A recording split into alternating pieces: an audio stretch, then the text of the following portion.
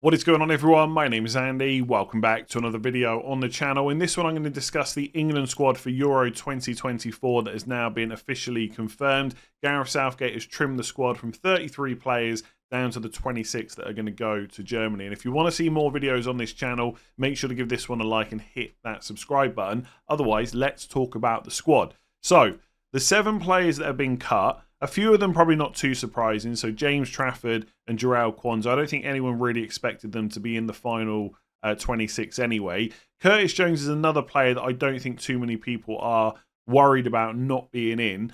I do think he got a little bit unlucky though. I think he just got injured at the wrong time. So he didn't get given that chance in the friendlies. But also, that third midfield position alongside Rice and Bellingham, I don't know, for a little while it seemed like it was going to be a bit of an issue. And then all of a sudden, Mainu and Wharton emerge. You've also got Gallagher and Trent. And I wouldn't say that position is stacked for England, but suddenly you've got a few options there. I think Jones just getting that injury for Liverpool just cost him his chance of getting into this squad. So potentially in the future, because he is a good player, he's going to get another chance. But I don't think him missing out is really a huge problem. Harry Maguire, I'm gutted about the fact that he's not in this squad. Now that has been basically forced upon Gareth Southgate because of injury. And the injury to his calf must be pretty bad, because if Maguire was going to be fit for the knockout rounds, he would have surely been in this squad, right? They would have just played a different centre-back partnership for the group games and then had Maguire later on. So there must be a concern there that he's not going to be able to get himself fit. So like I said, I'm a bit gutted about that, probably more so than most England fans. But I think there has been in recent times a bit of, not redemption for Maguire, but people have kind of changed their opinions a little bit. For a long time, people wanted to see him out of the England squad, or at least the 11 completely. And now he is out. It's almost like you've broken that centre-back partnership just on the eve of a tournament. It doesn't feel ideal. It was going to happen at some point in the future. And obviously you start to do that in friendlies and qualifiers and stuff like that. You don't necessarily want to do it when it's been forced upon you just before a tournament starts. So I don't think it's ideal whatsoever that Maguire is not in this squad. But also, these are the things you have to overcome, right? He's injured and you just got to get on with it and play someone else. It will almost certainly be Gay that partners John Stones. But let's see what happens. There's another friendly tomorrow. So a bit gutted about Maguire, but he's also out. James Maddison, like, he's a good player, but I'm not particularly worried that he's not in this squad. He's one of a handful of attackers that only really have one position that they excel in. A lot of the attackers that we have, obviously they have a primary position, but they can also do another role pretty well. Maddison doesn't really have that. His primary position is playing as a number 10, and that is Bellingham's position for England. So Maddison's not going to play there. And if Bellingham was to get injured, you've got Foden that can play in that position. Palmer can play there as well. There's other options. You don't really need James Maddison. He hasn't been great for Spurs, especially since coming back from injury. And look, he's a nice guy. I like the tweet that he put out on Twitter. But yeah, I think him being cut from the squad is fair. He's only started for England 4 times, I think it is, in his whole career. So it's not like he's been a mainstay anyway. Did play a part in the qualifiers. But, I mean, you've got Bellingham there. And if that's where Southgate wants to play him as a 10, Maddison's just getting nowhere near that 11. And I think off the bench, yeah, he could offer something, but I don't think it's anything more than the other attackers that are being taken. So I'm not particularly concerned about Maddison. I'm a little bit more concerned is not the right word, but I would have liked to have seen Grealish go. I think he offers something a little bit different to most other attackers in the squad. Like, if you're under pressure, he can come on and relieve that. He can hold the ball up if you're protecting a lead. He can unlock a defence if it's a low block. I think there's a lot that he does offer to this England team. But I also appreciate he hasn't been great recently, especially for Man City, of course. And it's very likely that Foden's going to be first choice left wing. You've got Gordon in the squad that can play there as well. You know, Eze's in the team too. Do you need Grealish? Probably not. But you could probably make the same case for Bowen, right? Bowen's in the squad. Saka's first choice right wing. You've got Palmer as well. Foden can play in that position. Do you need Bowen? Probably not. So who's better off the bench, Bowen or Grealish? I don't know. I think it's quite close. So, again, look, it's a 26-man squad. I think you can only have 23 players in each match day anyway. So 3 of these players aren't even going to be in the squads for the games. And even then, a lot of them just aren't going to play any minutes whatsoever. So it's probably not worth getting worked up over these kind of fringe players. But personally, I would have probably taken Grealish over Bowen if that was the choice. But I don't think it's a huge issue that Grealish is missing out. And then the last player, which has caused a bit of a stir on Twitter especially, is Jarrad Branthwaite. Now, for what it's worth, I put up a squad last night on Twitter, and I didn't have Branthwaite in it, but I did have Maguire and not Dunk. So I didn't have Branthwaite or Dunk. Had I known that Maguire wasn't going to make it, I would have put Branthwaite in. So I do think he deserves a place in this squad. I mean, he's been really good for Everton. He is probably the future left centre-back for England. But I don't think it's as world-ending as people are making it out to be. Should Southgate have taken Branthwaite over Dunk? Probably. Even with the inexperience, he probably should have been in. But it's not a case that he's decided to take Dunk and now he's going to start. The centre-back partnership will almost certainly be Stones and Gay. And Gay plays left centre-back for Palace. And even if one of those two was to get injured, it might be Konsa that comes in next, right? Dunk is probably fourth choice centre-back. You've also got Gomez there as well. So the chances are, unless something really goes wrong, and don't get me wrong, I know that Gay had an injury recently and Stones is never usually completely fully fit either. But unless something goes massively wrong, Dunk's probably not going to see too much game time, I would guess. So does it really matter if Dunk or Branthwaite are on the bench? I know a lot of people will think it does, and they're going to be hugely frustrated over this. And maybe I'm a terrible content creator because I don't know. It just does things like this. I just try not to stress over, like a fourth choice centre back. I don't know. I would have liked to have seen Branthwaite in. I think he probably deserves it, and he will be in future squads. Right? I'm sure after this tournament he'll start getting put into that England team more regularly. I just don't know if it's a massive issue that he's not in now. I would have put him in ahead of Dunk, but maybe there's experience there that Southgate wanted. Like, I think the narrative around Southgate is he's never prepared to make kind of big decisions and he always sticks with the same players. But I think that's actually a little bit unfair, especially recently. But he does tend to bed them in before tournaments, right? Like, is this the best time to chuck Jarrad Branthwaite into the team when he's had 28 minutes total for England? Probably not. I think there's absolutely an argument to be made that he should have already been given more minutes in the friendlies to prepare him for maybe a start in the tournament, and that's a fair argument. But as things stand with just 28 minutes under his belt, should he definitely be in this squad? Like, does it... I don't know if it just makes that much difference. I appreciate everyone watching is going to disagree, completely get that. And I think it's absolutely fair if you think that Branthwaite is a better defender than both Gay and Konsa. But actually, those two players are not bad, right? I think what seems to happen to me now... sorry, not seems to happen to me. What I have kind of observed on Twitter, and this always happens, right? Especially when it's initial reactions, is Branthwaite's stock has gone up massively. Right? To the point where he's maybe being overrated a little bit. You know, it's like he's been left out and all of a sudden he's like this world-beating defender that absolutely is going to change everything for England at this tournament. But actually we need to temper our expectations a little bit. And also, it's not even a Branthwaite thing. The way people are talking about him is if Konsa and Gay are just terrible centre-backs, and they're not. And I know Gay made a mistake in the last game. He gave the ball away from a pass he probably should have either played a simpler pass or just made the one that he played. But they're not bad defenders. So, you know, Branthwaite being in this squad or not is probably not going to be the deciding factor of whether England win the Euros. Come back to this video when Dunk ends up having to play and makes a massive mistake and we go out and I'll hold my hands up. But I don't know. I want to enjoy the summer watching England, and, you know, third or fourth choice centre-back being in the squad or not, I don't know. It's not going to be something that keeps me up at night. Looking at I think there's bigger problems, by the way, in defence. One of those is that Shaw is the only out-and-out left-back that we've taken. Presumably, he's going to be fit sometime soon, either by the round of 16 or the quarterfinals. And if that's the case, happy days, as long as he can see through the rest of the games, because I do think he's important to this England team. I also don't think it matters too much if you've got your best team for the first day. Like, again, it's another thing that people kind of go crazy about, is if we don't have a particular 11 for the first game, it's like it's game over. You're just never going to win. But you can progressively build to the 11 that you want to play, which obviously would include Luke Shaw. And the medical department and Gareth Southgate will have much more information than us. So if they've cut Maguire but kept Shaw, I think that has to be a positive. But if he doesn't get fit, then you're ending up having to play Trippier at left back against better teams later in the tournament. That is not ideal. I think Trippier is kind of wasted in that left back spot. He's not as attacking. He's not a natural left back. He hasn't been great for Newcastle, I would say, for a lot of this season as well. But if he didn't play, is putting a centre back there that big of an issue? I mean, plenty of teams. I mean, I say plenty of teams. Man City, right, often play with centre backs at left back, but they are usually left footed. So maybe Branthwaite should have been in.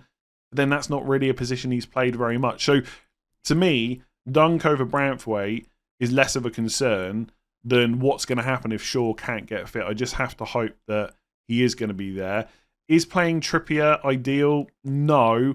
But at the same time, without kind of sounding arrogant, the attack that England have should be able to see us through the group stages no matter who plays. So if Shaw's fit by the round of 16, that works for me.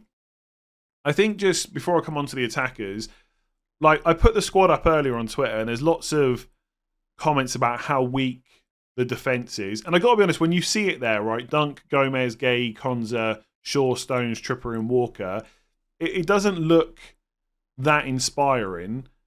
But I think when you sit back and think about it a bit more, Kyle Walker's first choice right back. You could make an argument that Trent should be there instead, but we know that's not what's going to happen.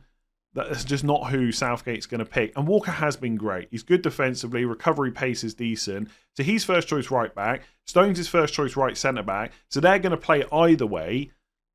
And we knew that Trippier was going to play instead of Luke Shaw. And when Shaw is fit, he will play instead. So actually, 3 of our first choice back 4 are in that squad. And all you've got right now is Gay playing instead of Maguire. So it's not as bad as it looks when you step back a bit. But I appreciate a few injuries could change that completely. But even if Shaw didn't get back fit and Trippier got injured and so did Kyle Walker and John Stones, let's say all 4 of those players got injured, you've then got Trent right back, Konza right centre back, Dunk left centre back and Gomez left back. I mean, don't get me wrong, I don't want that defence, especially playing against like a France or a Germany or someone like that, but it's still not completely terrible. It's not great, but it's not completely terrible. And that would take 4 injuries for that to happen. So I think the defence, when you look at it, doesn't look that inspiring, but it's not as bad as it looks, I would say.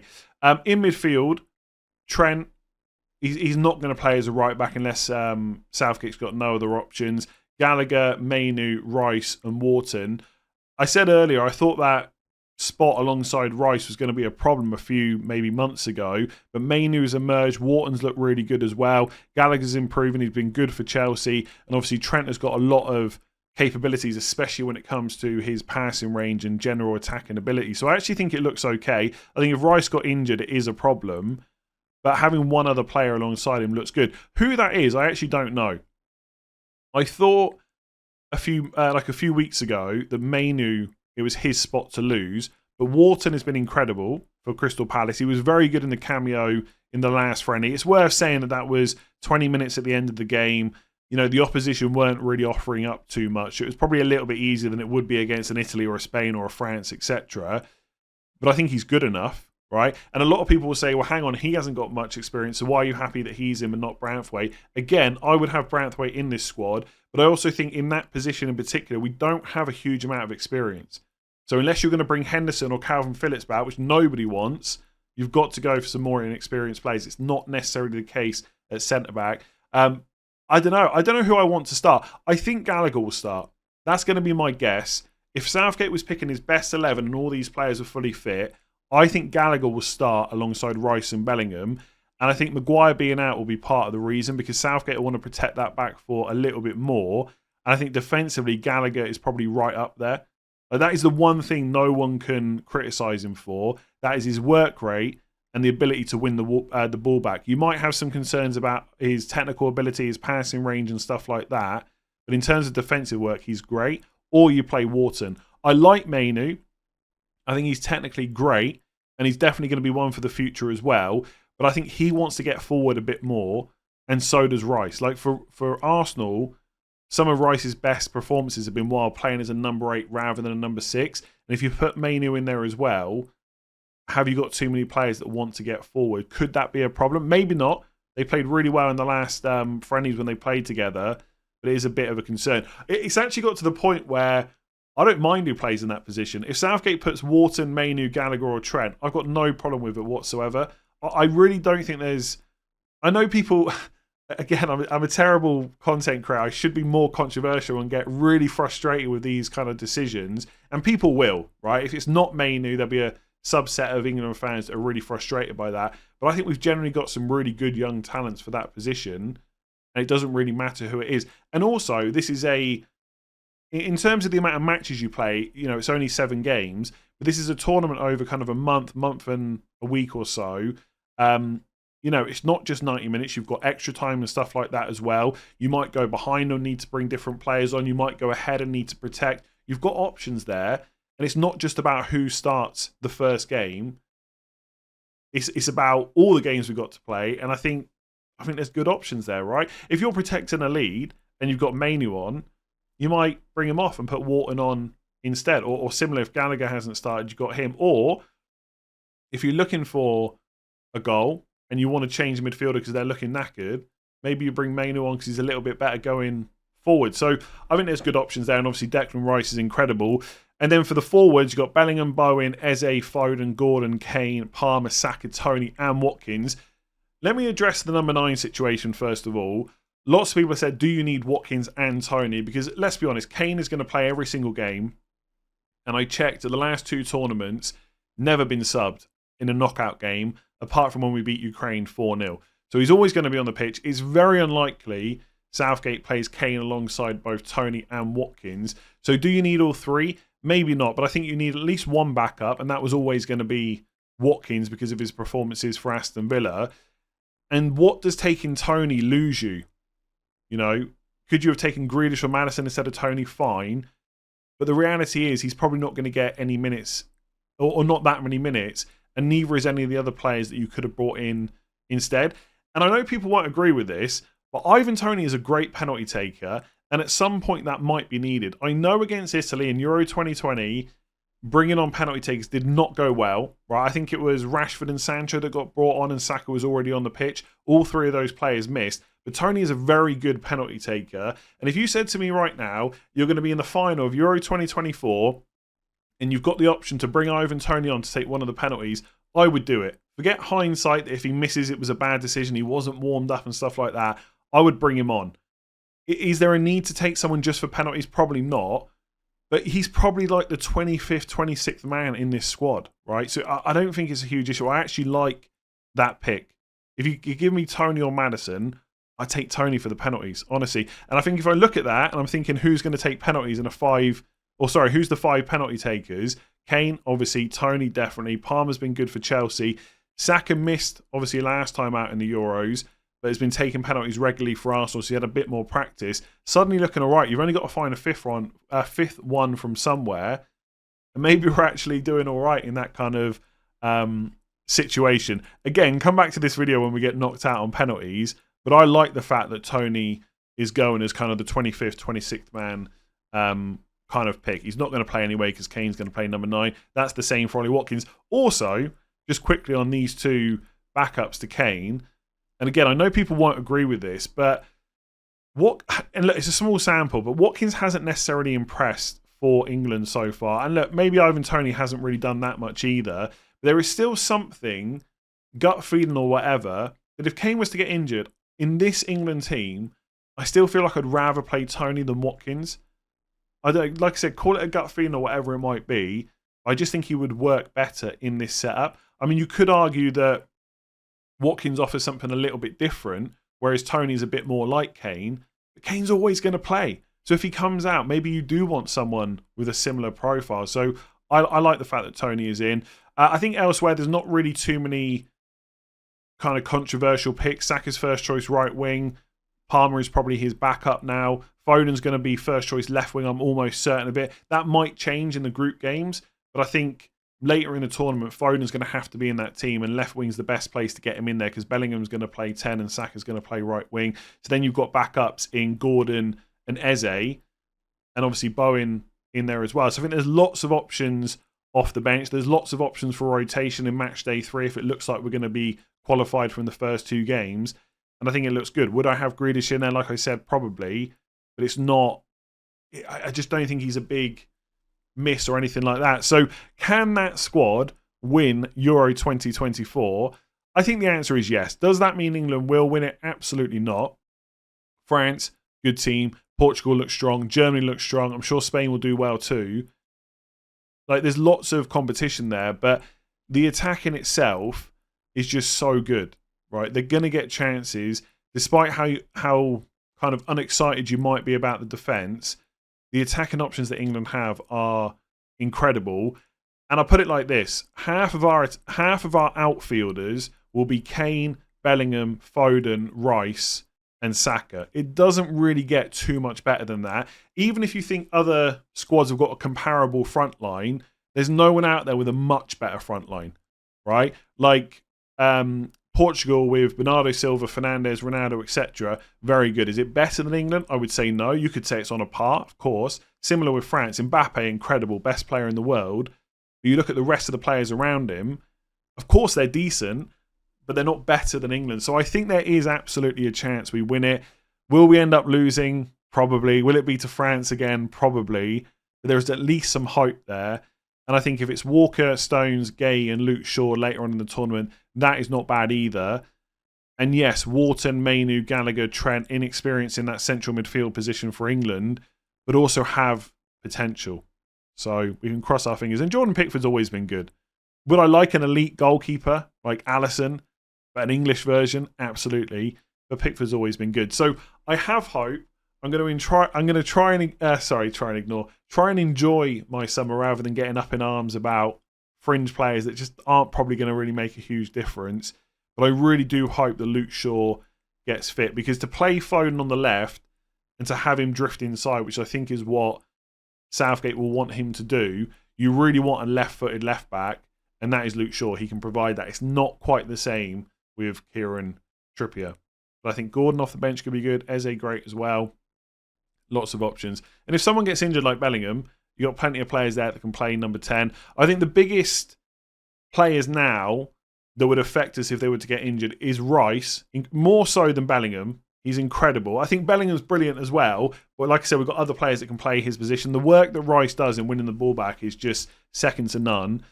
And Harry Kane. The drop-off for him from him to Watkins and Toney is quite big. And that's nothing against Toney and Watkins. They're good players. But Kane is just incredible. We saw that in the last friendly. When he came on, he kind of changed the game pretty much by himself. He's so good. So Kane and Declan Rice in particular, please stay fit. Stones, please stay fit for the whole tournament. And who knows, maybe, just maybe, we'll win it. But probably not. If you've enjoyed that, give it a like, hit that subscribe button. There'll probably be another video at some point in the future. Who knows? But yeah, thanks for watching. I'll catch you again soon.